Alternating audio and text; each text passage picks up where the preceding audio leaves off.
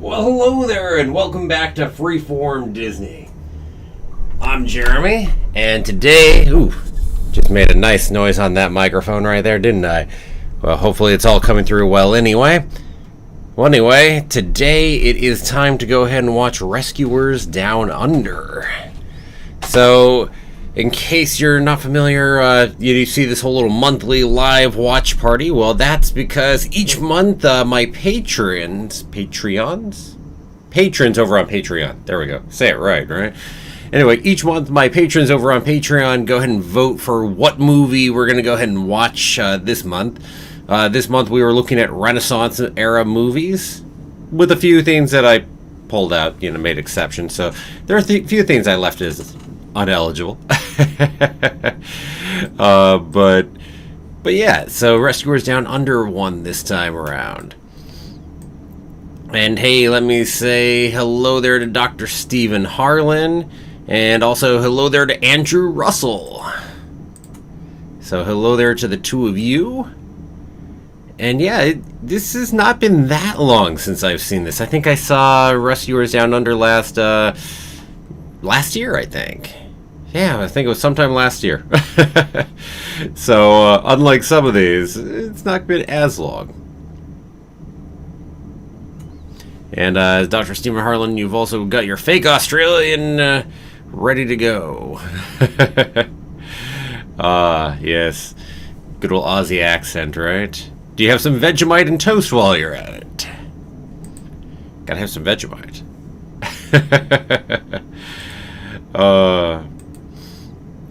But yeah, no, this is almost the beginning of the Renaissance. I mean, Little Mermaid is the very first one, and then right up second in 1990 is The Rescuers Down Under. So pretty early on right over there. And of course, it's the one that gets debated sometimes as to whether it really belongs in the Renaissance or whether it belongs in the Bronze/Dark era. Yeah, that's right before it. But because it comes after Little Mermaid, it would be messy to then divide it off into the era before. Side note, I'll say it's also the very first sequel that Disney did in the mainline animation. So for the actual Walt Disney Animation Studios, their very first sequel they made, which, well, for a feature film, let's say that. So that's an interesting little note to Rescuers Down Under.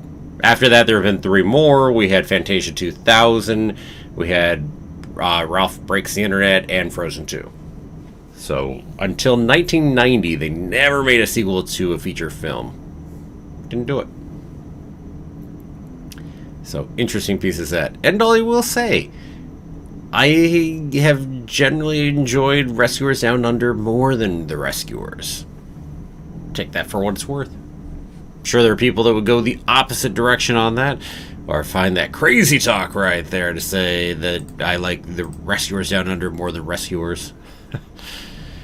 Oh, and it looks like Dr. Stephen Harlan not going for the Vegemite, huh?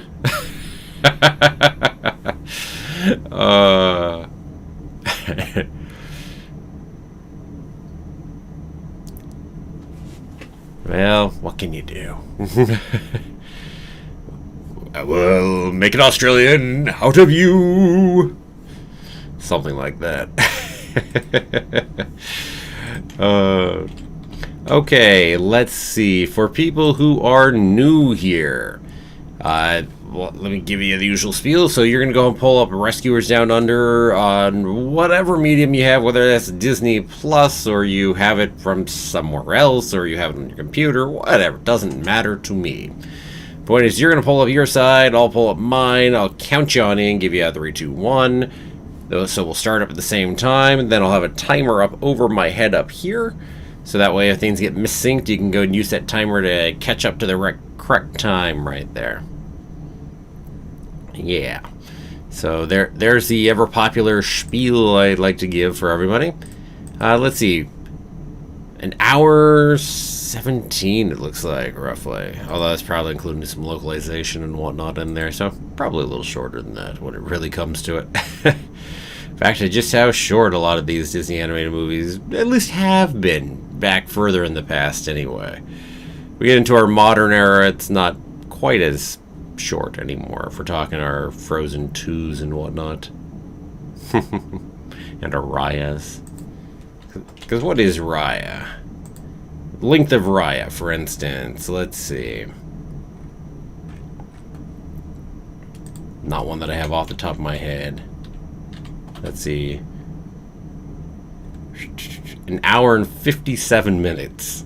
Much more toward that 2-hour mark that tends to be your non-animated theatrical movies. Although, to be honest, nowadays I think 2:10 or something probably is more average, if we're not taking, say, the horror genre. So, yeah. As opposed to this, which is like 50 minutes shorter almost. Maybe 45 is a little more accurate to say, but point being. Funny how that works back here in this time period. Again, used to always be the case for Disney. Used to always be the case, but not anymore. Okay, so without further ado, we're probably going to get rolling here and get starting. Let's see, a couple last comments before I do. Let's see, Dr. Stephen Harlan, you like Rescuers better too? Yeah, so Down Under there, I assume. Your allergist had it play. Yeah, I can see that. I don't know. I admit it's been longer since I've seen the original Rescuers at this point too, but certainly growing up did. As an adult seemed to too, so yeah. Okay. So let's get ready to go ahead and start it on all up right there. So I got my timer up and ready to roll. Okay. So we're going to go ahead and start up then. Oh, and by the way, I guess I should note here. Sorry, I didn't. But Dr. Stephen Harlan is one of the patrons. So one of the people who are eligible to go ahead and vote on these movies each month, and who definitely I'm very thankful for being patrons. So let me also put that out there. So thank you. Definitely thank you. And let's start the timer. Let's go ahead and start going in 3, 2, 1, go. Might help if I put headphones on so I can actually hear it.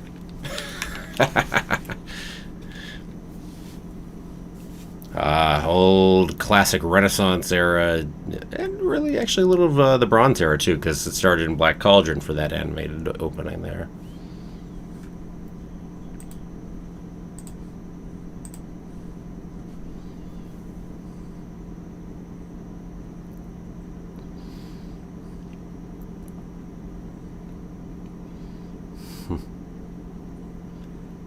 Kind of a fun opening is to show off a little bit of animation right off the bat, right?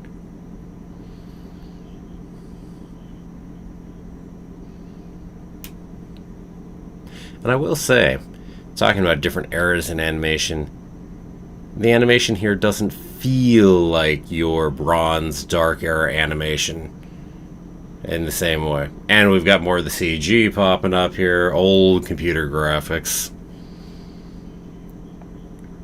Which admittedly actually started during the Bronze era, because I think Black Cauldron did some as well, if my memory serves. I mean, yeah, anyway. Oh, and hey, hello there to Arya Pendragon. Got all the voices you've got in this one, right? Always one of the impressive things to talk about.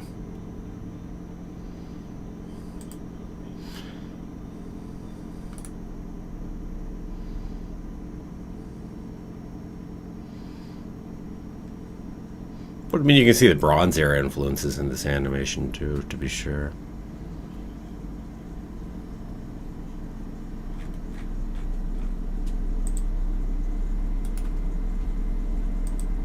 A little didgeridoo in the background.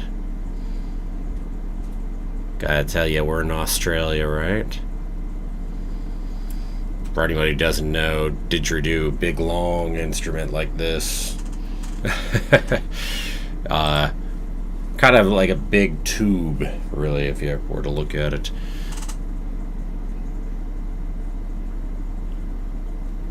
Although one of the interesting tricks is the people who really know how to play the didgeridoos well and whatnot also generally have mastered this thing called circular breathing. So essentially they're able to keep playing and keep playing because they're able to breathe while still playing. Pretty cool, actually. So if you really want to be a good didgeridoo player, you need to learn your circular breathing.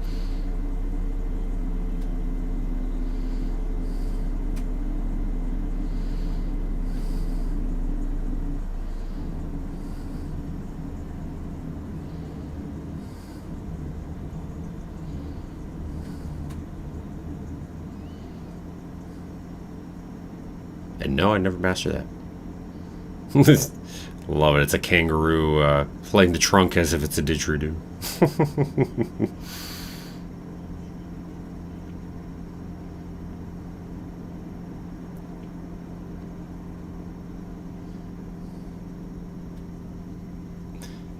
Admittedly, this kind of feels like the thing that you then wake up from later and go, wow, that was an interesting dream. Oh, which makes it a fun, fantastical opening in that sense, too.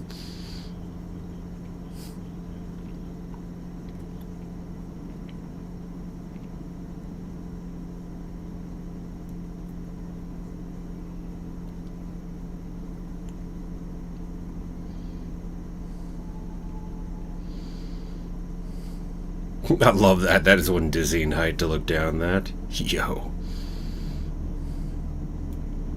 Doing some free solo climbing it while you're at it too. It's like whew.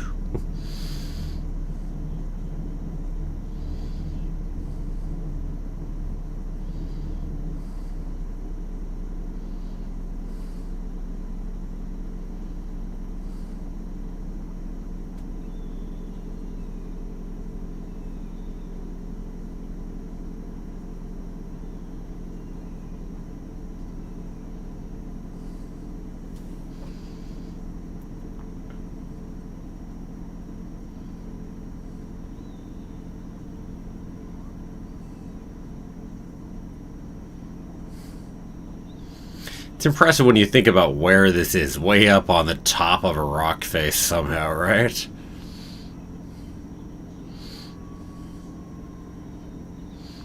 That would be a really short movie.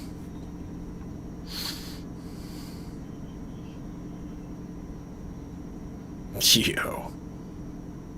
Jeez, I love the wide shots. Just showing you, yeah, that's that big a fall.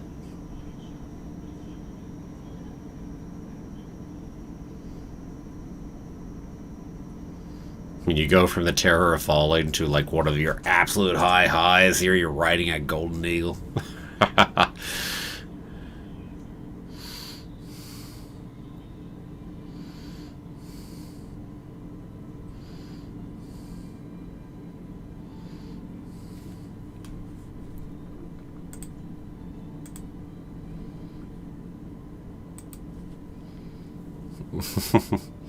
Oh, let's see. Oh, some comment on circular breathing. Yeah. Definitely an art.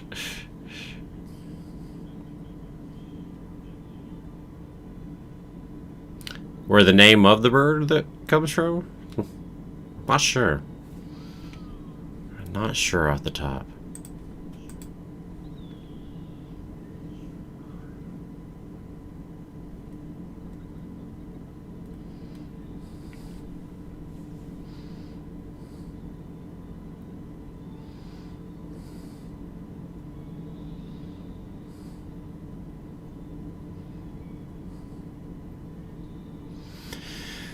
So here's a side point. While we're talking about the whole first time Walt Disney Animation did a sequel, and first time they ever went ahead and did it, they've never done a trilogy or a third movie, second sequel, whatever you want to say. They actually did plan that with Rescuers, though. They had planned to do a third one just a few years later in like '96, right? But well, main reason that didn't end up happening is because Ava Gabor died, who played Bianca, Miss Bianca. So,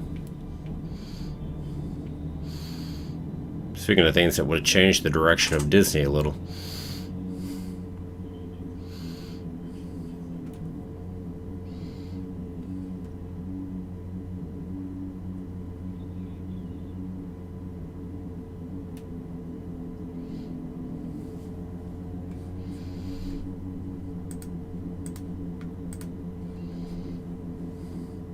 Oh, yeah. I agree, Arya. Definitely the animation, the wonder flying. No, I mean, that's probably part of it, too. I mean, you don't get something like that in the first Rescuers, right? So much fun.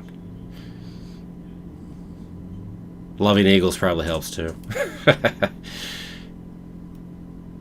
My big birds of prey.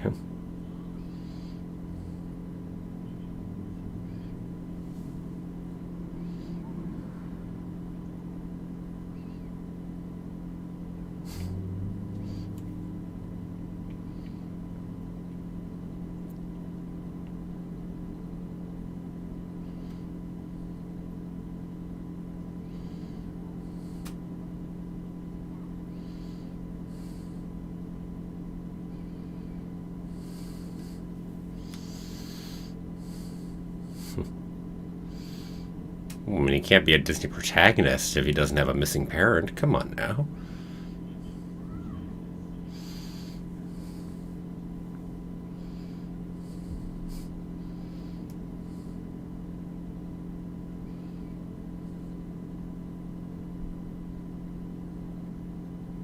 Just don't rub the feather down the other way. That screws up feathers incredibly.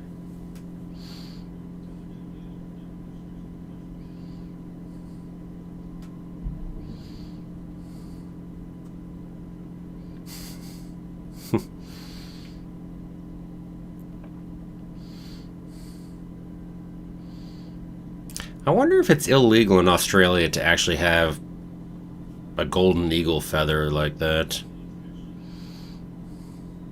I mean, conservation efforts and anti-poaching and whatnot that leads to that. I mean, I know here in the U.S., when it comes to bald eagles, you can't, but...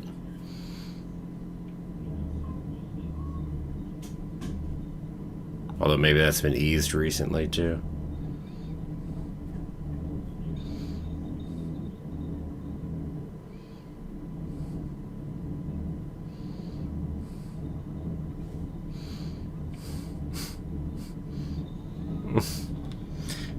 You know, if you had listened to that little mouse, he was trying to warn you. One sophisticated trap.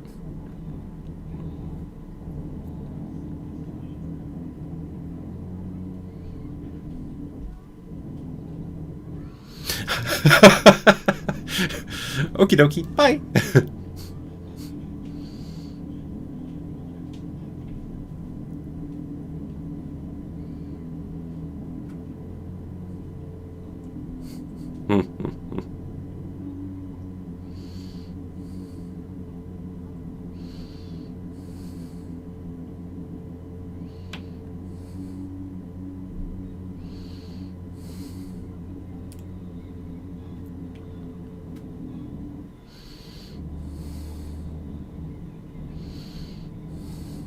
This makes me think a bit of the machine from Fern Gully.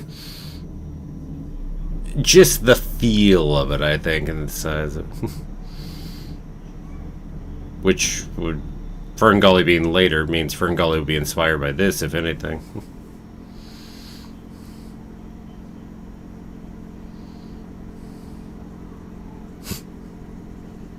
Nice jump scare.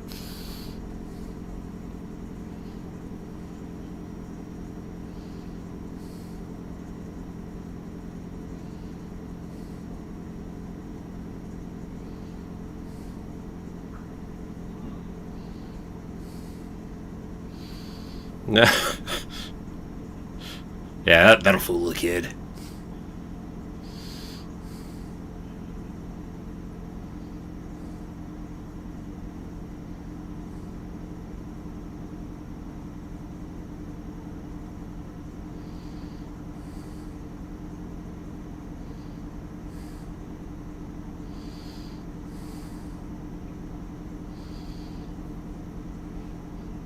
Well, no kidding, Ari. There is no way the truck is traveling through the forest like that.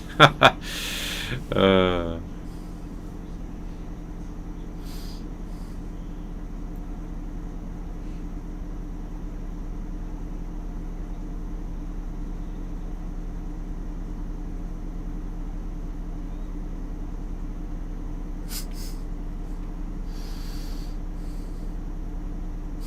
Joanna, for your cute comic relief here.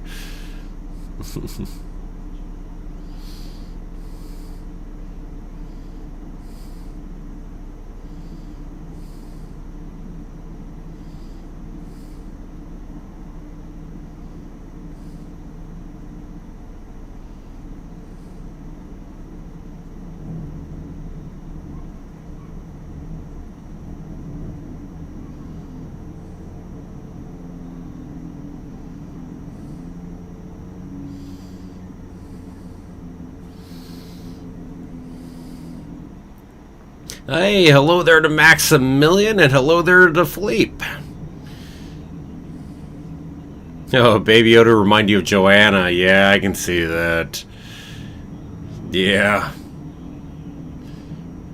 Philippe, no idea. I said don't know if there will be in 2021, 2022, or if it'll happen at all. So, no news on that yet.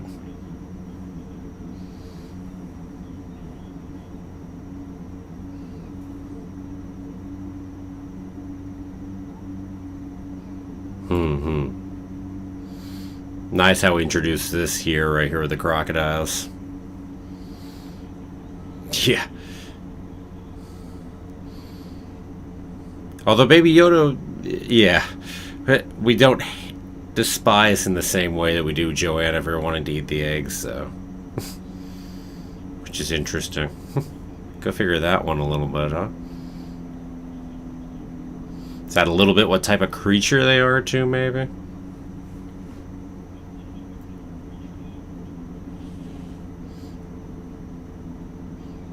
After all, Joanna's only trying to get like 1 or 2 eggs here, but then again, this is, you know, and versus Grogu's trying to eat, well, not just trying, but eats how many? Dang.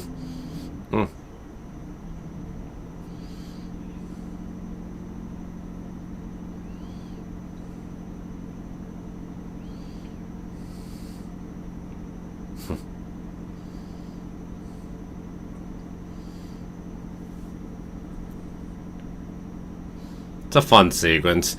I don't know, I've always loved the whole little globe-trotting, jump to this spot, jump to that spot. Makes me think a little Indiana Jones right there, too, in that sense.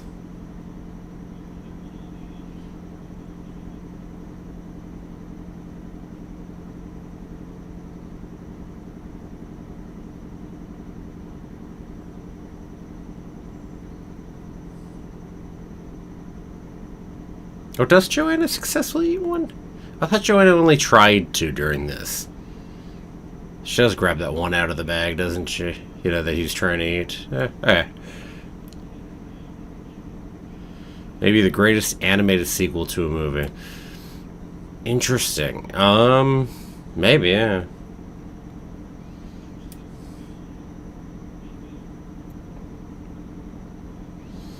I think I might agree with you on that.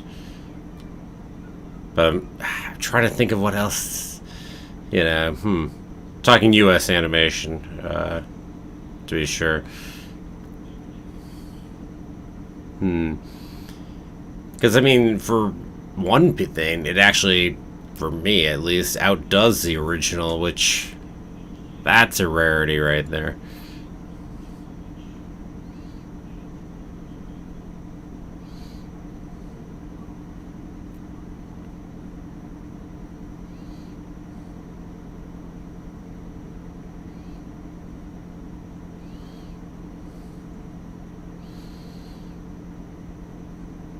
I just can't think of too many ones that are, you know, when we talk U.S. animation, that are not just, hey, let's go make a bunch of money off this and make it into a whole series of movies.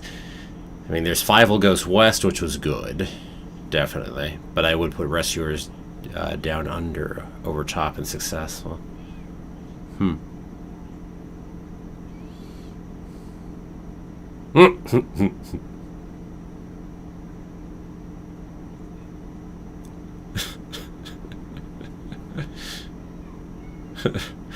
No one else can do the job.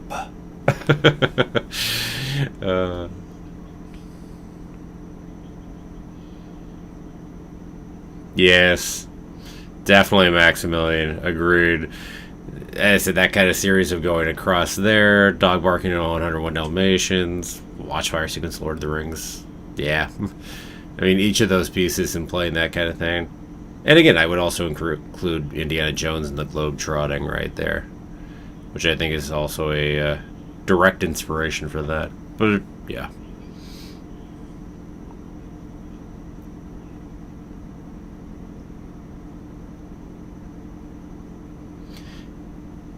Yeah, Dr. Stephen Arlen. Add in that usually if the first one's not as good, you're not getting a sequel that's better like this either. So...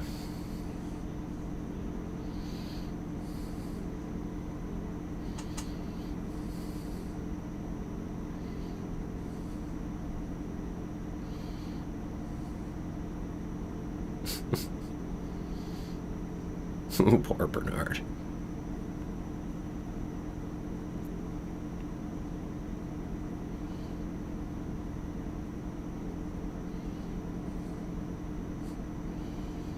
It's like this sequence as it goes and goes. Just painful.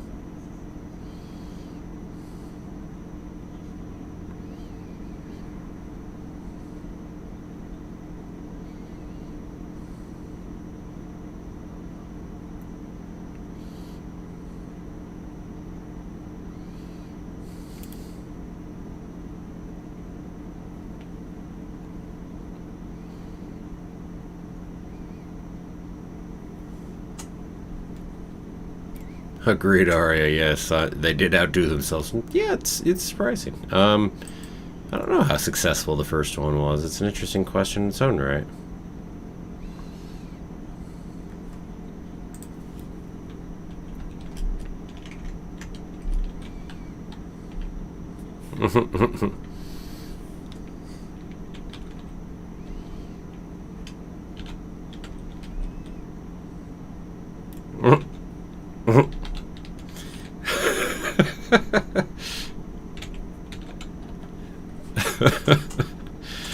Our little farce right here, right?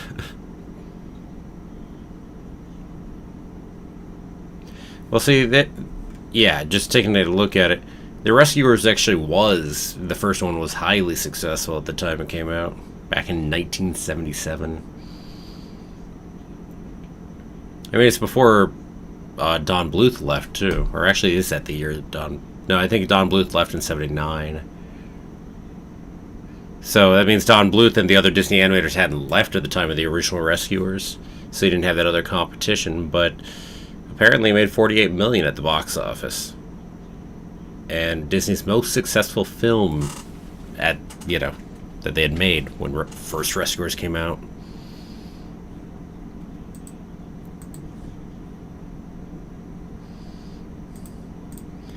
So whatever we may say about the, you know, first Rescuers not being as good and whatnot, it was certainly a huge box office hit. So there's the reason it got a sequel. Well, part of the reason it got a sequel.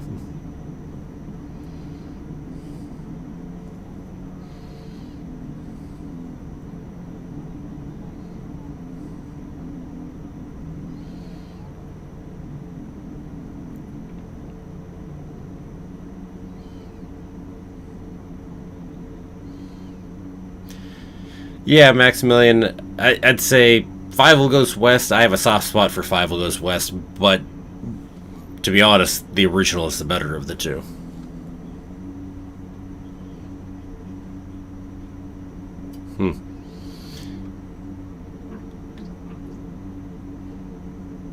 Brave Little Toaster is your favorite Don Bluth film. Interesting, interesting. Ooh, hopefully I didn't hit that and go ahead and get anybody there.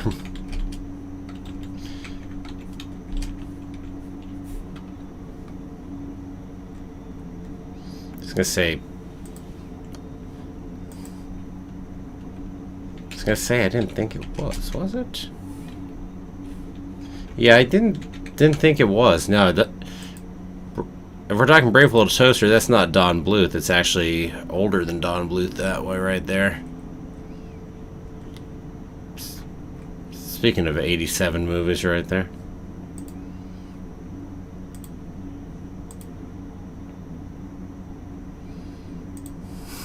I love Wilbur. I mean, come on, who doesn't love John Candy, right?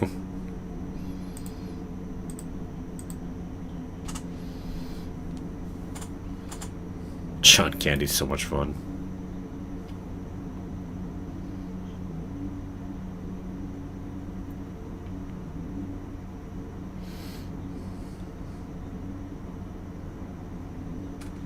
But yeah, Brave Little Toaster's good, though. I will say that. Aria, favorite Don Bluth, This Land Before Time. What's my favorite Don Bluth? Well, off the bat, let me say it's been too long since I've seen Secret of NIMH, and I just don't feel I can fairly rate it in there anymore, and that's messy. So where do I go without that? I don't love Land Before Time. Love American Tail. I mean, All Dogs Go to Heaven. Always have loved it, but it probably wouldn't pick my favorite, even though I love that bloody thing. Let's see.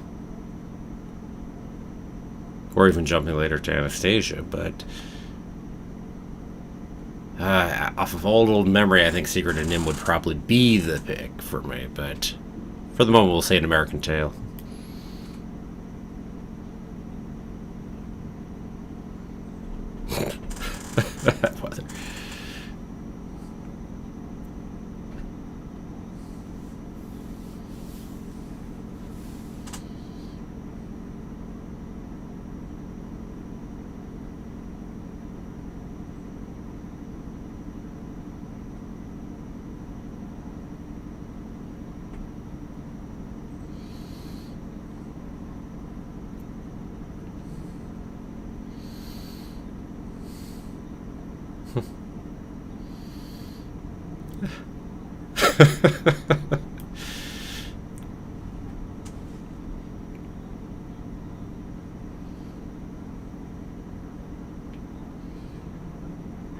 Oh, no worries, Maximilian. Lots of good animators out there, right?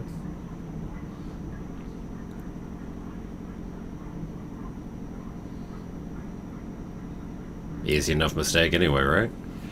By the way, Wilbur here is actually one of the sadnesses in one way. Don't get me wrong, I love John Candy playing Wilbur. But they, in terms of trying to get back the original voice cast and whatnot from the original, they couldn't go ahead and get Orville back. And that's because, well, the voice actor was dead. So another one of those cases right there. And instead of just replacing the voice actor and doing Orville again, we decided to make it Orville's brother Wilbur here. And a nice Wright Brothers reference, right? Orville and Wilbur Wright. Which is fun in its own right. But I love Wilbur. To be honest, I love Wilbur more than Orville, so.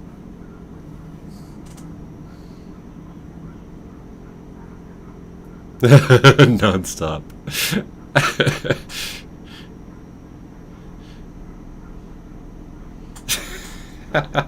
Wonder how much of that is ad-libbing in there from John Candy.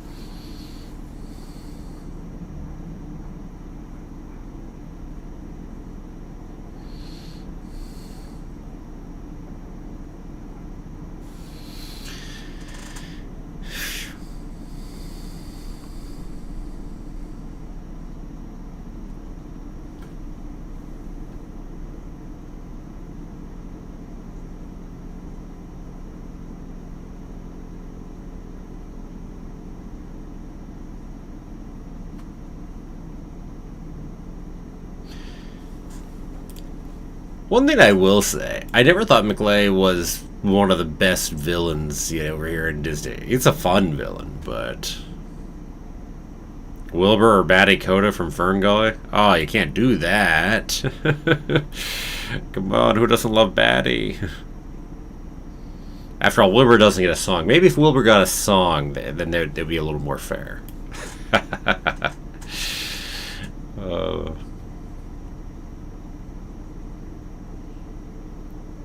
Speaking of two of our best comic actors, that in movies, right?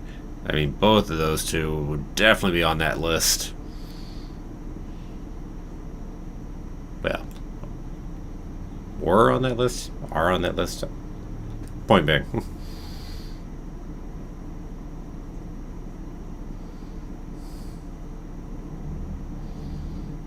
Sydney Opera House from Overtop. Nice.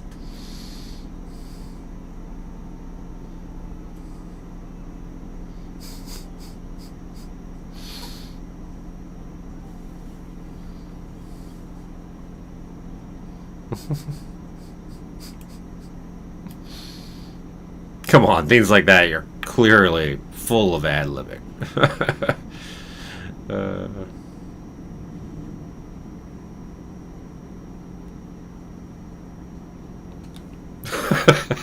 If you could take the train all the way there.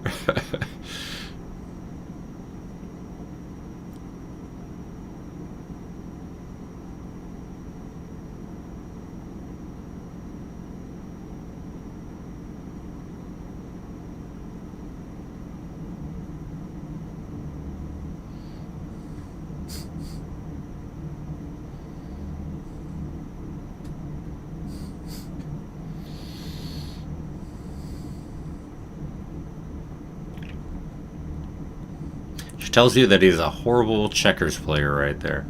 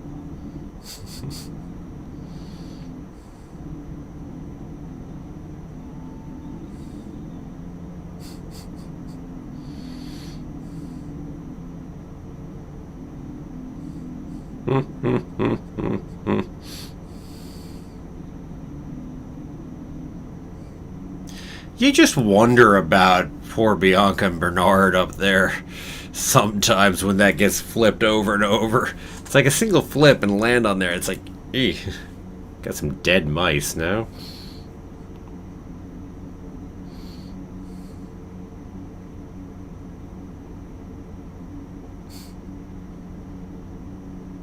Oh, but that crazy egg.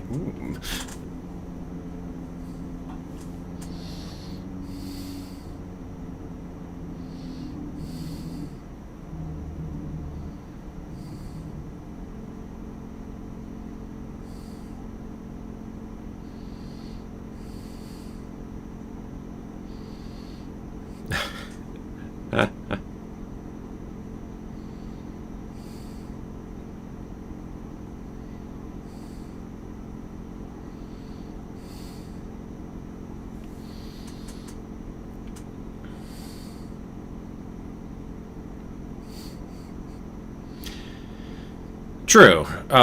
No, she's not a Yank.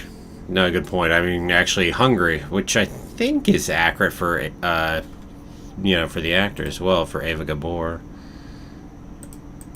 But you're right. Like when we saw RAS, it was Hungary in the U.S. with Bernard representing the U.S. and Miss Bianca representing Hungary. Yeah, Ava Gabor is from Hungary too, so it's directly relevant to the actual actor. So, you're correct. See, that's... Well, I mean, that's why he actually likes her. I mean, if she was a Yank, I mean... uh...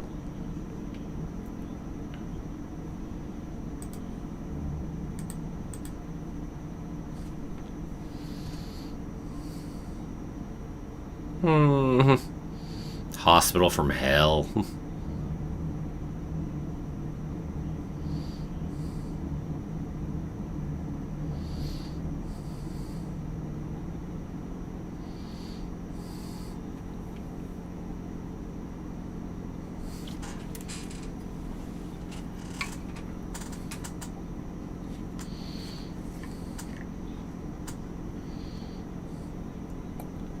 I hear you, Maximilian. Dr. Matt's scaring you more than McLay. Yeah, I can hear that.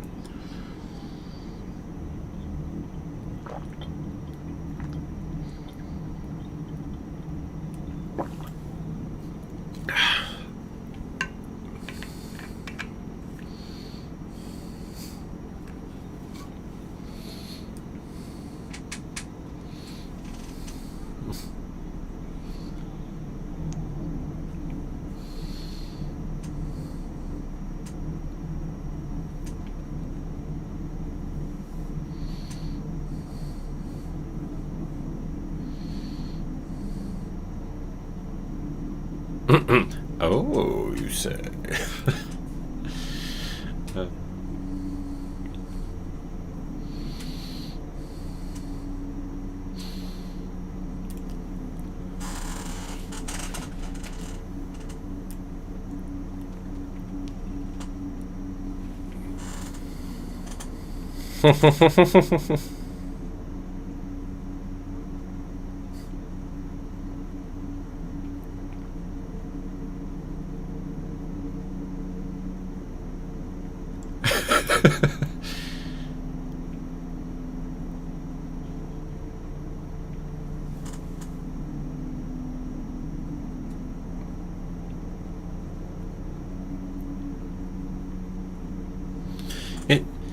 I mean, fairness, we actually do have one Aussie in this movie.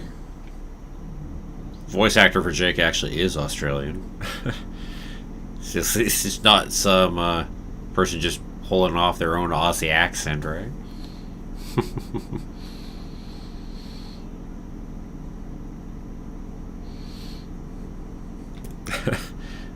Oh, this sequence is fun.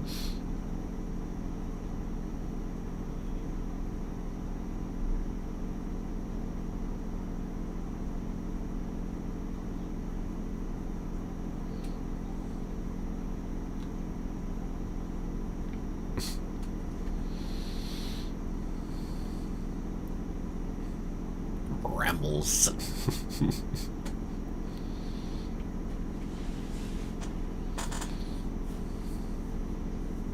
What impressive door.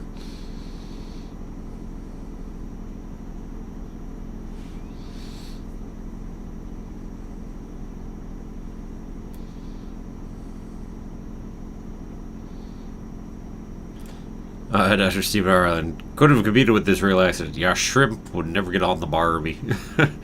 Shrimp would never get on the Barbie. Barbie? Gotta get a little more in there.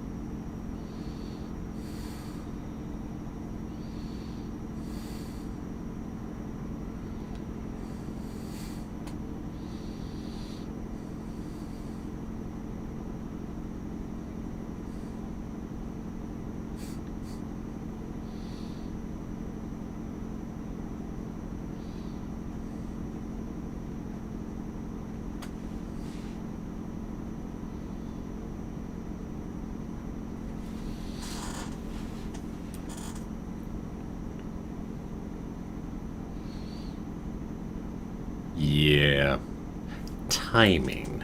Timing, bud.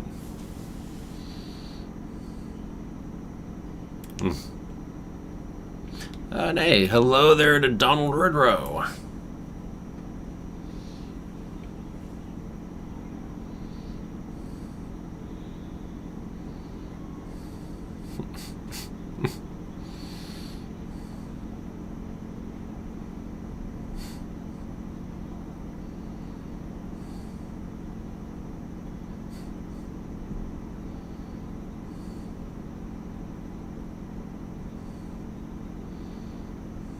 Where this goes later.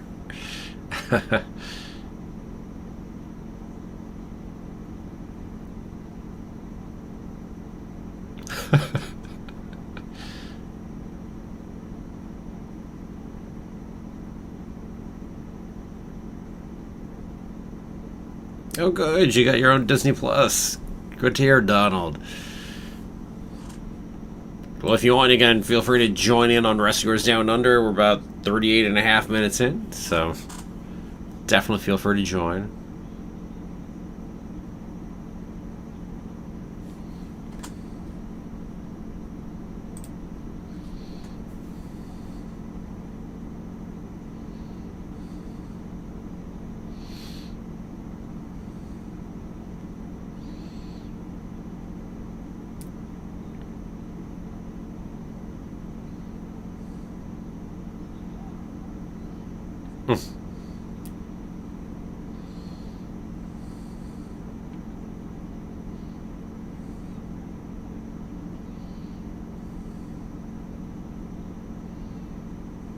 Oh, gosh.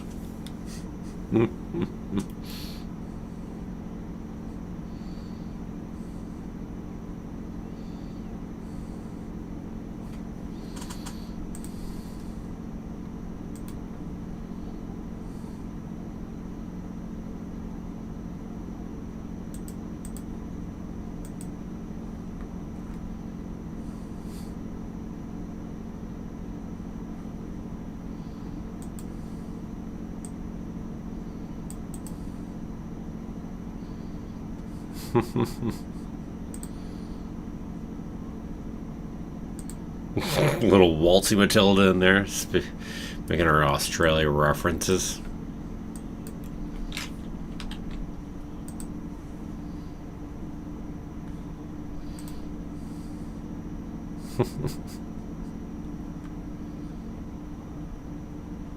By the way, our koala there, you should recognize that voice, if for nothing else.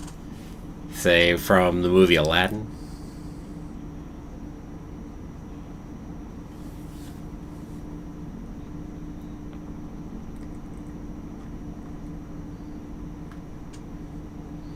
See if anyone knows it or not. So it's Douglas Seal playing the koala here. Anybody know what role Douglas Seal does over in Aladdin?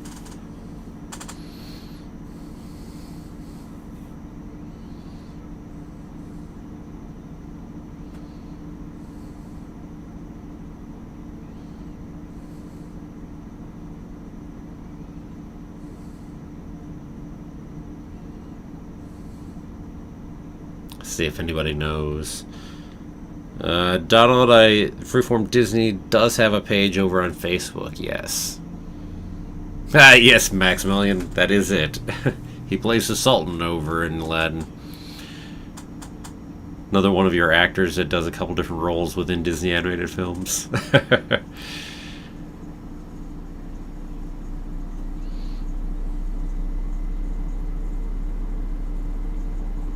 Much wiser character here.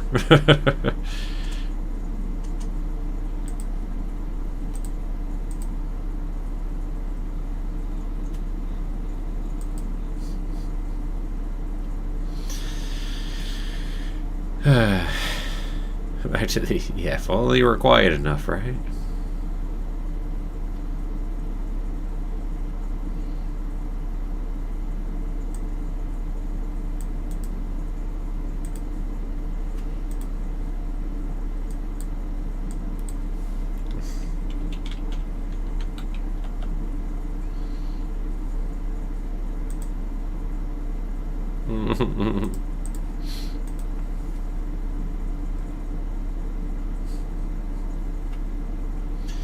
Frank always has reminded me of Petrie. Speaking of Land Before Time, always made me think of Petrie a bit.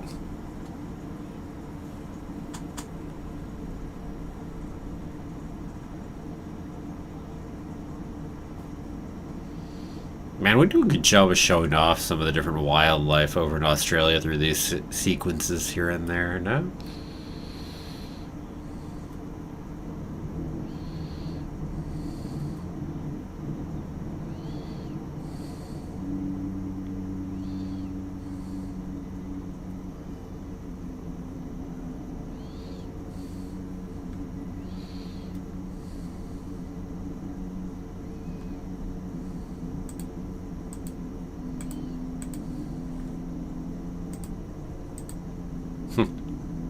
I do have my head in a vice.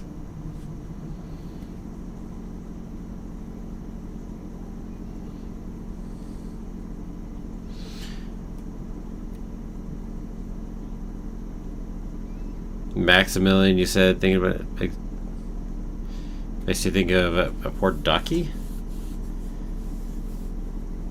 What?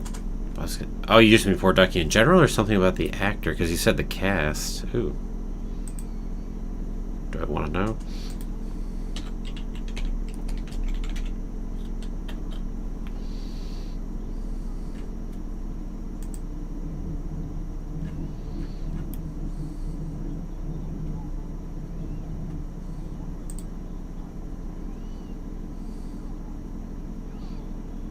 Oh, wow. You know, I never knew that Judith Barthsey, who did Ducky, died at the age of 10. Dang. Wow.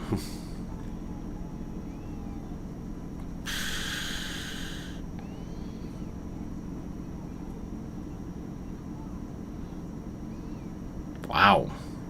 Their home was set on fire and they were killed. Yikes. Did not know that. Wow. Murdered by her father. Dang. That's...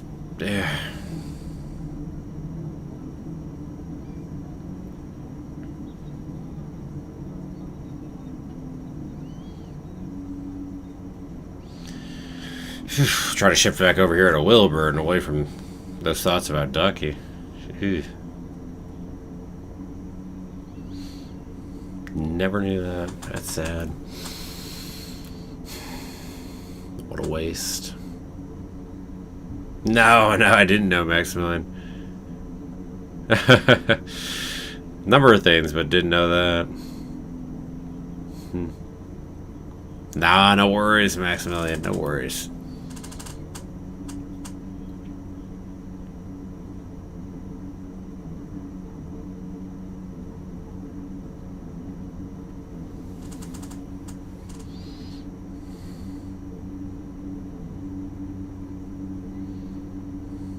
Giant tortoise shell there too. It's like, I mean, just look at this crocodiles. Do you see how many pelts he's got sitting there? It's like, dang.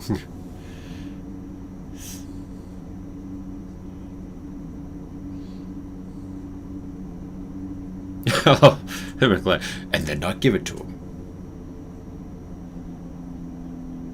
Yes, but Joanna never gets one of the actual, big golden eagle eggs. Although Joanna gets every one of these eggs. Yes. But I don't know that these eggs are... Well, I guess with Michaela, they're probably something super rare, right?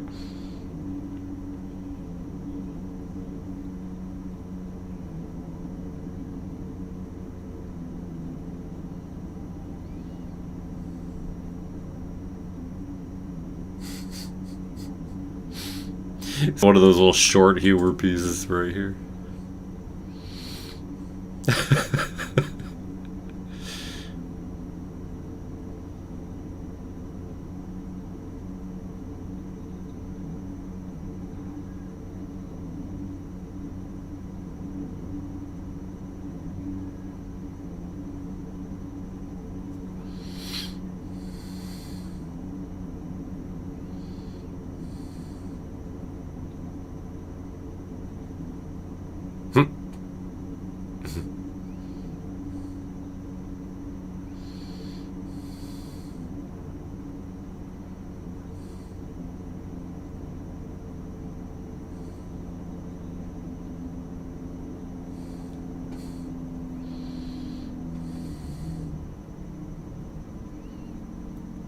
Hello there, Kevin.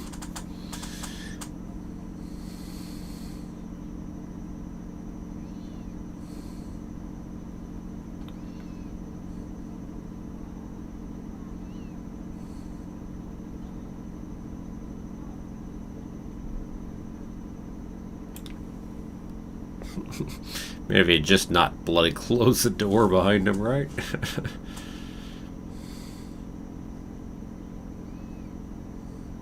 Oh, that light change on McLeay was cool, agreed.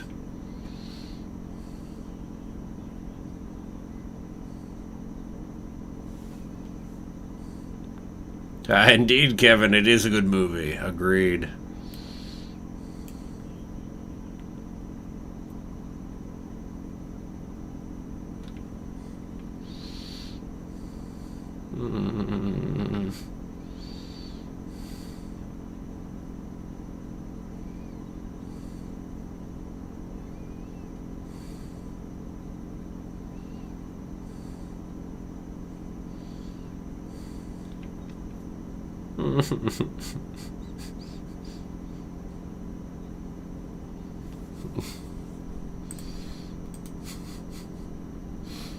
Have about Krebs' reaction, the koala's reaction there. It's like, oh.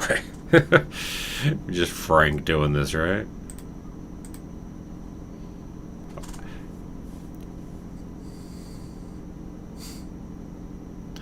It works because Frank's lovable enough, you know, that you give him that anyway.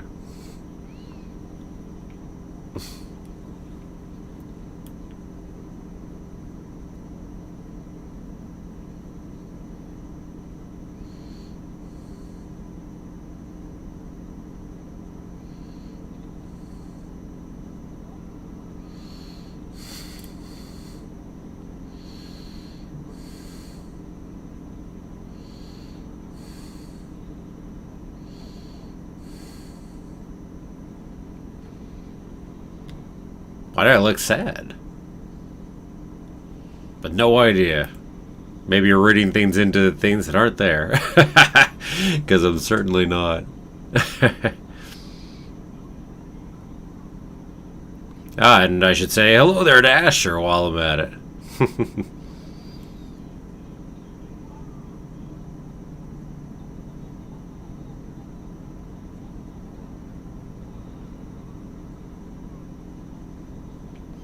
Let's see, Arya says...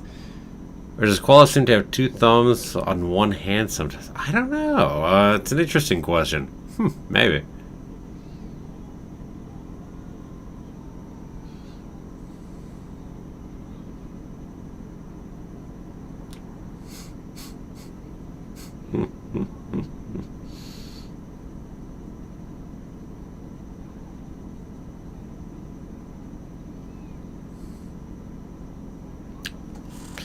I wonder why. So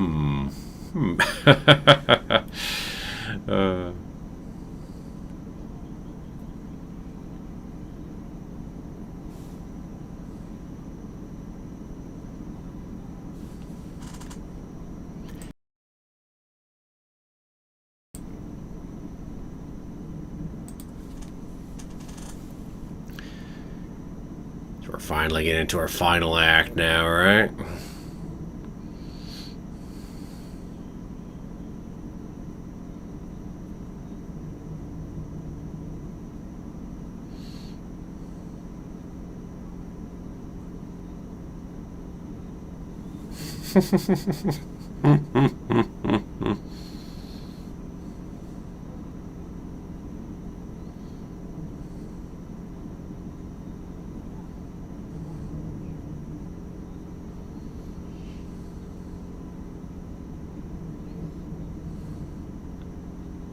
Sorry, not McLeay, McLeach. There we go. Pronounce it right.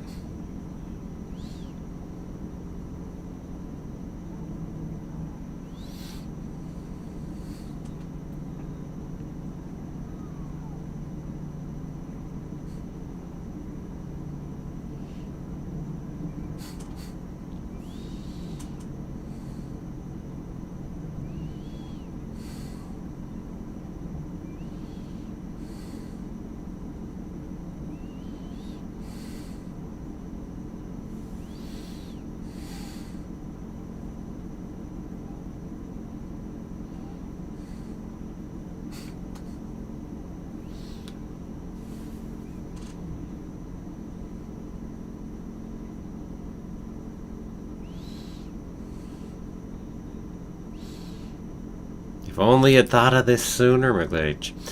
That you had had it before the rescuers got down here.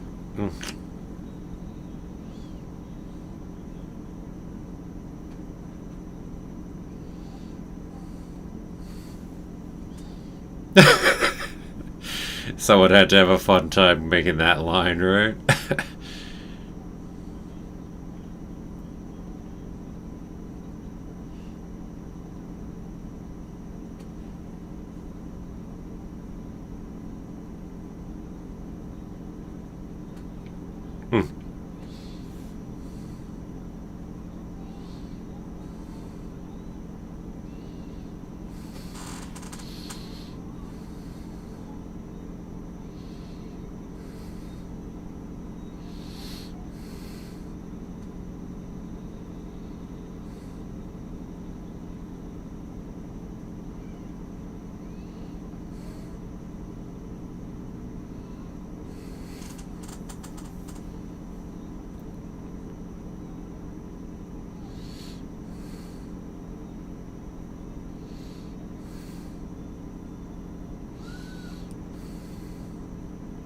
I always love the music in this movie, too.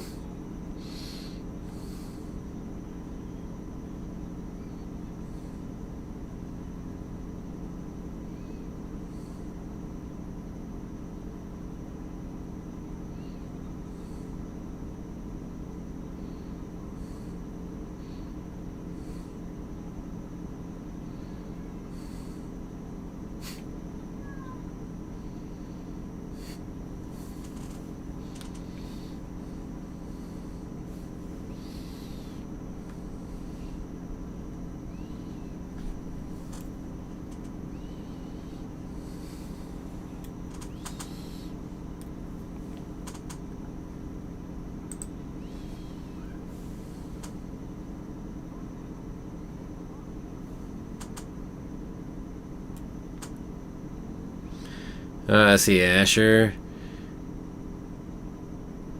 Although it's kind of funny to be saying that on this one on Rescuers Down Under, but as we're talking about one that's not a musical. Although there are some songs in there. I mean, we have McLeach singing his version of Home on the Range, for instance. And we did actually have a Waltzing Matilda pop in for a moment. So I will grant there are a couple things in there. So even in Rescuers Down Under. But yes, lots and lots of musicals in Disney.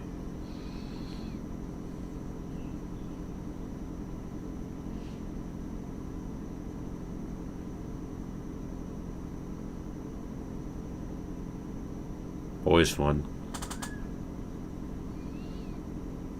Oh yeah, no kidding, Aria.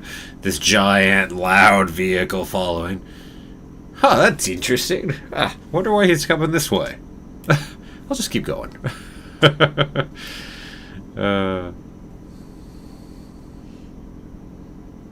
It's like, yeah, you're not wrong. I mean, we allow certain things, right? A little suspension of disbelief right there.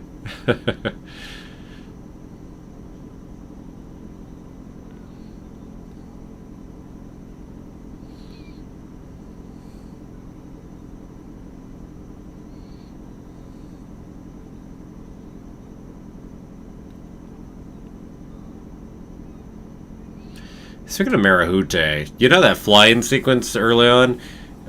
They've talked about how it was inspired by Hayao Miyazaki and, you know, some of those earlier Studio Ghibli films that were made prior to this. I mean, that they have the flying sequences there. So for anybody who likes their Hayao Miyazaki.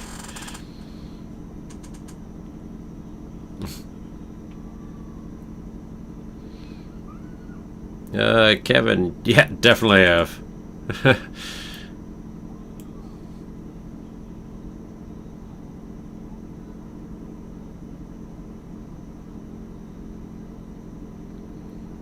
Now, speaking of songs in Disney films, though, the Bronze Era, which directly precedes, and to which Rescuers Down Under is a sequel to one of them,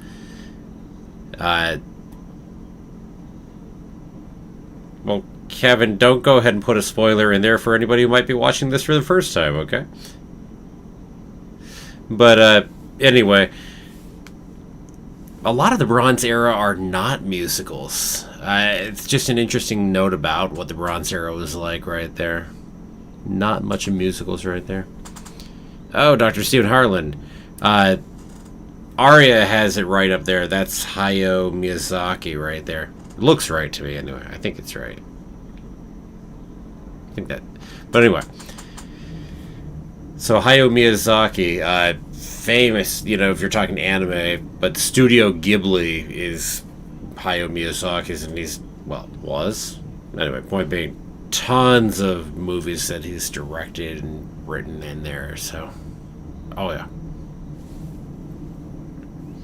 Yes, Spirited Away, Ponyo, Nausicaa, Princess Mononoke, Castle in the Sky, Cat Returns, and multiple others. House Moving Castle, too. So, yeah, quite a good few. And if you know, the other thing about those, generally really good voice casts. Yeah, really good voice casts, just because of the standing that Studio Ghibli has. Although, actually, if you don't want to watch in Japanese with subtitles, that's probably one of the few animes that are actually translated into English with an English voice cast that I would say are actually good. Too many of them just don't get treated well enough, shall we say. But the English voice casts on those ones tend to be really good, too.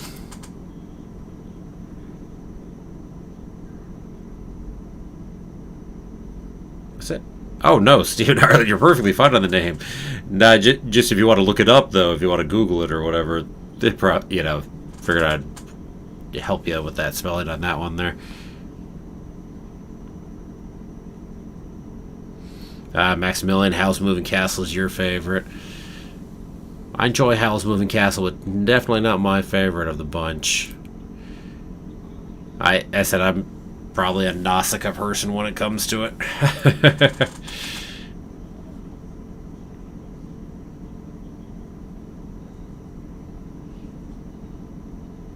And Aria as well, Nausicaa being your favorite.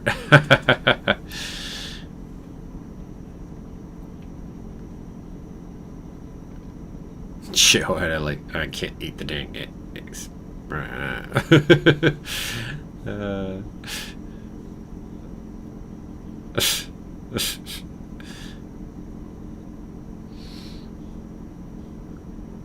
You don't get to count as the brightest there when you're fooled by rocks, though.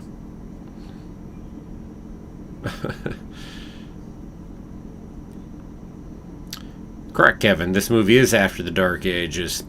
Because Little Mermaid is the first one in 89 of the Renaissance, and then this is 90. It's one of the interesting debates, as I said before, though, as to whether it gets counted. Some people would argue for it, but that's another matter. Regardless, it's a sequel to a Dark Age movie.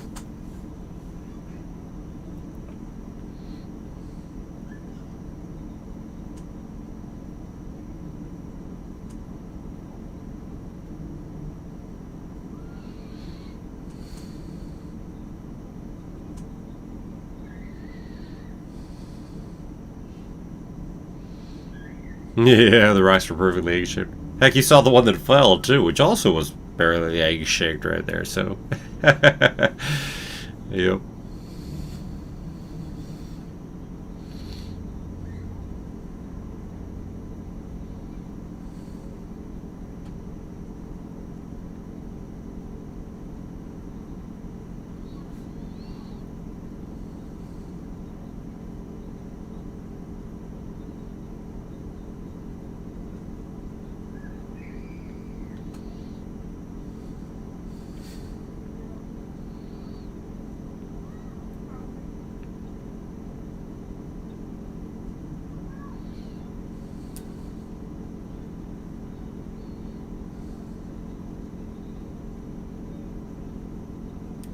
That's probably not one of their better jokes in there, the nose knows no thing.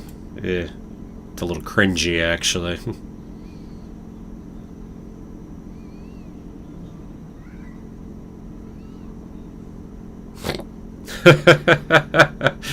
Oh, it's the kids yelling there. They closed the window, but hey, your side window's still open, right?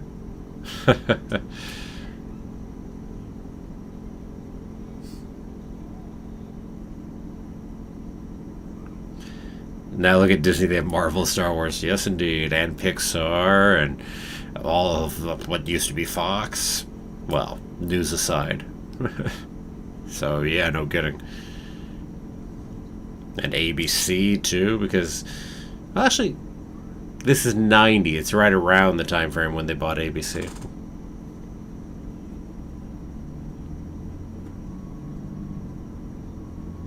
Yeah, it's interesting, Maxwell. You always thought they were geodes instead of egg-shaped rocks. Hard to say. They could be geodes. That could be interesting. Have to crack them open and find out, right? It's like certainly they have a bit of a feel of geodes sitting in there. It's like I can see that.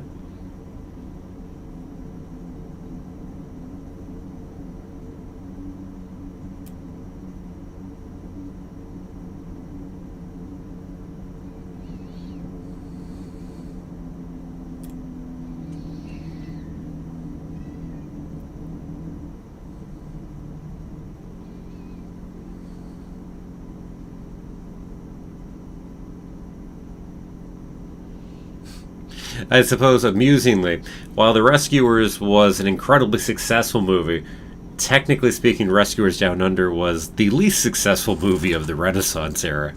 But then again, this is the Renaissance era we're talking about.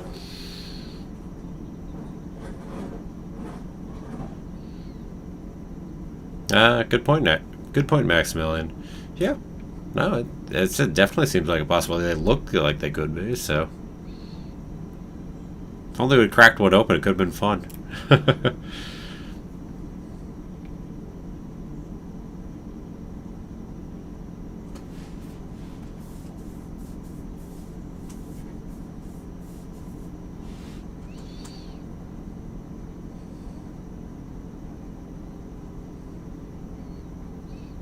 In fairness, you know what really screwed Rescuers Down Under, though? What really screwed Rescuers Down Under over is that it opened on the same weekend as Home Alone. I mean, it's like, dang. I mean, that's a horrible weekend to have opened right there.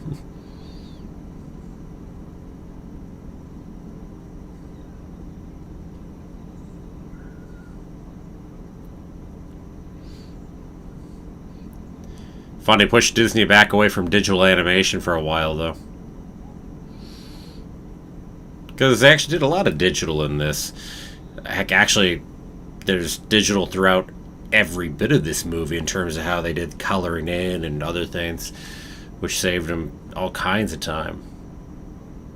So, if you want to talk about the animation styles of the rest of the Renaissance, it's the failure of Rescuers Down Under at the box office that went ahead and helped make them the more classic animation. You're right. No, good point, Maximilian. Yeah, he does say that we're in the middle of a bunch of abandoned opal mines. Correct to Maximilian and paying attention to the movie and Australia right there. It's like, very nice, very nice. It's a good point, good point.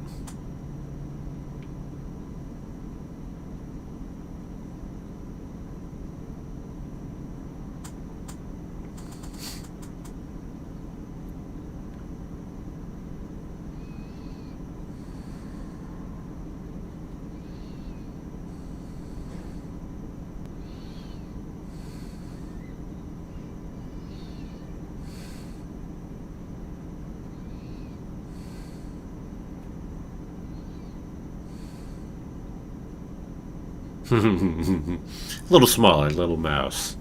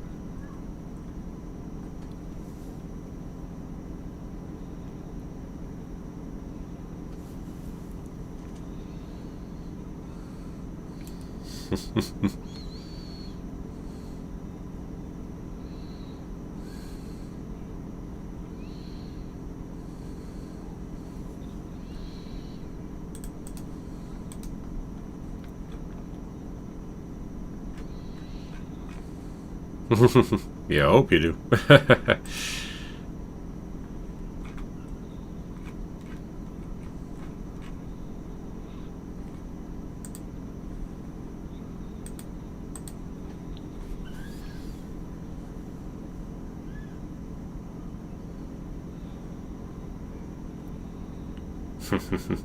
Off goes McLeach.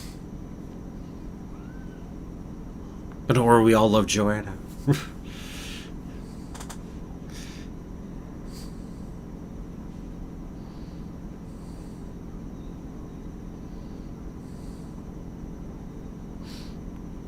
Love how Joanna just goes over this way. Crocs don't follow her. Again, we gotta save Joanna. We like Joanna.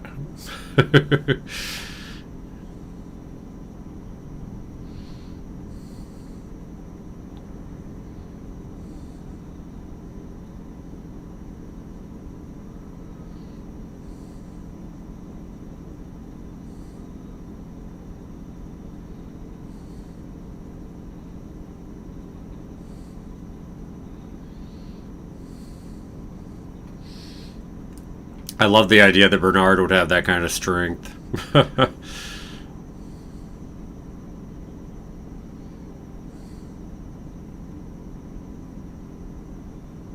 Joanna.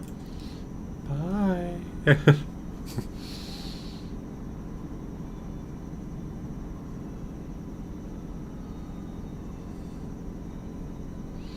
I do love the music in this movie. Interesting comment on the music, which is actually also related to my comment on Home Alone recently, too. Interesting comment here is Bruce Boughton, who went ahead and did the music here. He was actually given the opportunity to do the music for Home Alone, but passed on that to go ahead and do the music here for Rescuers Down Under instead. And of course, then we got John Williams doing Home Alone, which, I'm sorry, I love John Williams and his job with Home Alone. Nice. So, as far as the music composers and where they went, I think that one worked out really well.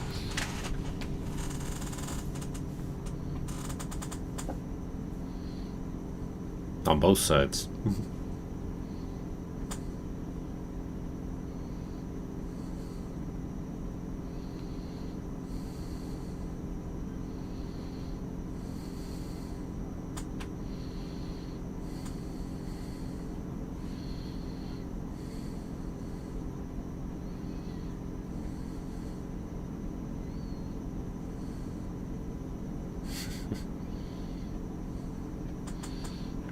See, that's a beautiful moment to do it in.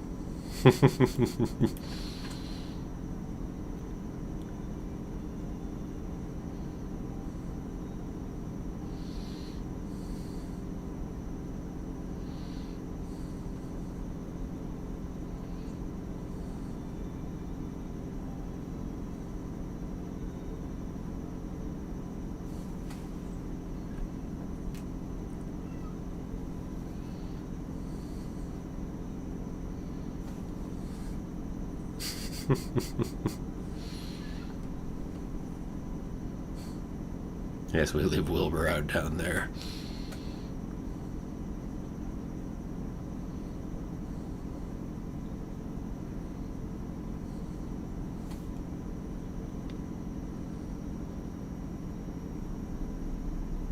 Kevin, you said you bet Australia is having winter time now? I mean, if you mean actual current life, yeah, I mean, it's summer in the northern hemisphere, winter in the southern.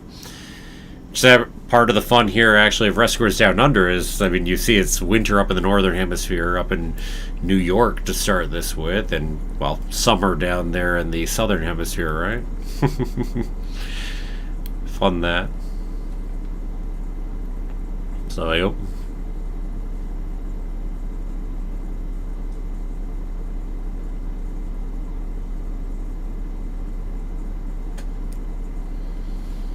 Yes. Definitely still enjoy Rescuers Down Under. I mean, I saw it last year, so not highly surprised by that point.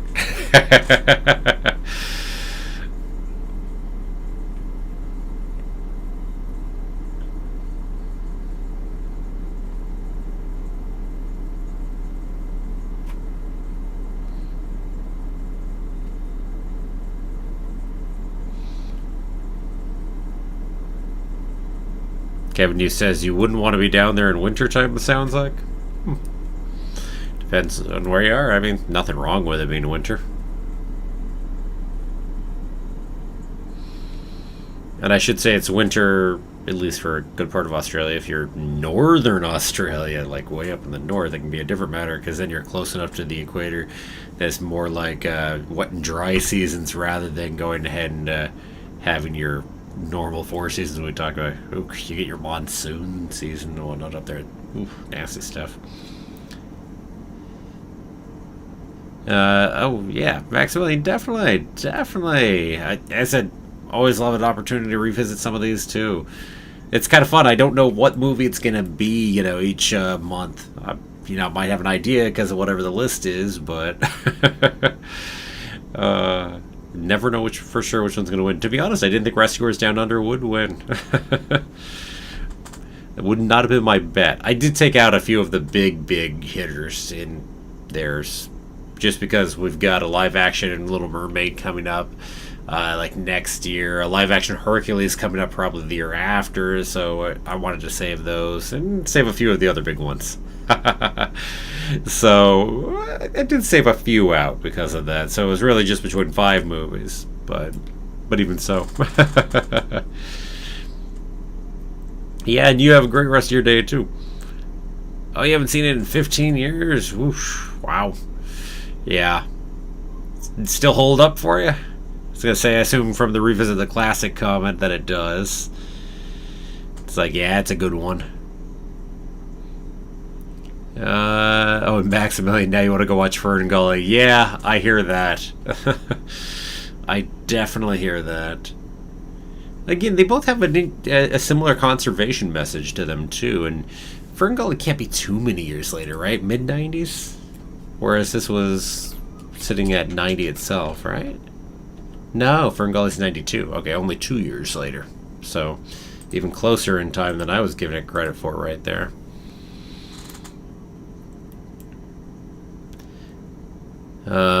Kevin wants Star Wars sometime. Someday, I'm sure. Someday. Let's see. You bet to get Kevin Sorbo for the live-action Hercules. I bet heavily against for many reasons. And Stephen Ireland, you say it's definitely held up for you too. Been about 15 years as well. Yeah. By the way, Kevin Sorbo, he's far older than you'd use for Hercules nowadays. As well as not exactly being in favor in there. And I also don't think we're probably going to use a... it's just not the direction they're going from what I hear. Again, we'll see what we see, but... Now that said, yes, I love the live-action Hercules show. That's a different matter. Ton of fun. So yeah, Rescuers Down Under, everyone.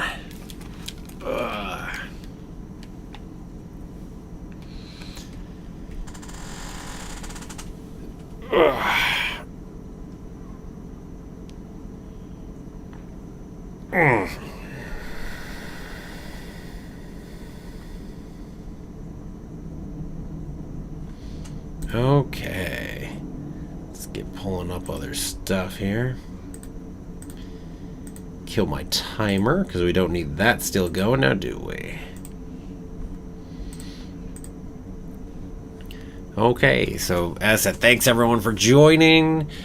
Don't know what movie will be next month. As I said, you can always put in requests, and I'll potentially put them onto the list of what will be voted on.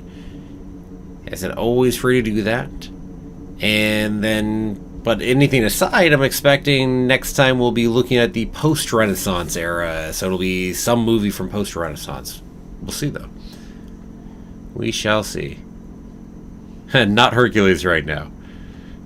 I'm saving Hercules for now because, again, we've got a live-action Hercules coming out in probably year after next. Probably in 2023 is my guess. I don't think it's going to make late 2022. It could.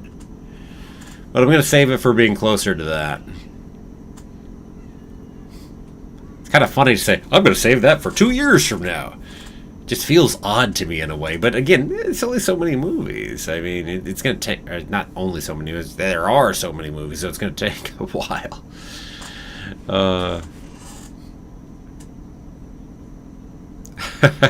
I say it, and now I'm just going to be like, no, I'm not doing Hercules now. Actually, Lion King was one of the ones I didn't put on the list for Renaissance, because I'm also going to hold that. We've got the Lion King prequel, and I'm probably going to do a bunch of stuff around that time frame, because that's going to come out for the live-action Lion King prequel. Also, it's my favorite movie, so I want to make a big fanfare about it anyway. When I do it. Favorite Disney animated movie, let me say that specifically. Not my favorite movie, but favorite Disney animated movie. So, sometime, definitely. Definitely sometime. Definitely Dr. Stephen Harlan, always good to see you as well, and Maximilian, and Kevin, and Aria. That's it. Always good to see all of you pop in here as well. Donald also popped in here for a little bit. So yeah, definitely enjoy having y'all here. It's really nice to have people to go ahead and talk to and enjoy with watching the movie with me. That's a lot better than just watching by myself, I will say. So I definitely enjoy doing this with all of you. Oh, yeah, Aria talking. Can't wait to see the Lion King prequel. Kevin, at least the Lion King 2 live action will be better than the animated version? Well, they're doing a prequel, so I mean, they're not hitting the same time period, so who knows? I mean, they might go into that same time period. No idea. No idea. We'll see what we see. Well, anyway, until next time, everyone, if you're wanting to catch me, you can go ahead and catch Natalia and I doing a giant Loki marathon. We're going to watch through all 5 episodes that are already out and then finish with the new one come Tuesday. That'll start. And then also, I'll be back for Bad Batch, etc., etc. There's all kinds of stuff. Other videos will be coming out as well, so see you around in the comments or in the chat on one of the upcoming live streams. So for Saba. Yeah, the prequel, looks like it'll be a young Mufasa we're looking at to some degree. It should be fun. Anyway, everyone, until next time, let me go ahead and say have a magical day, and may the Force be with you. Always.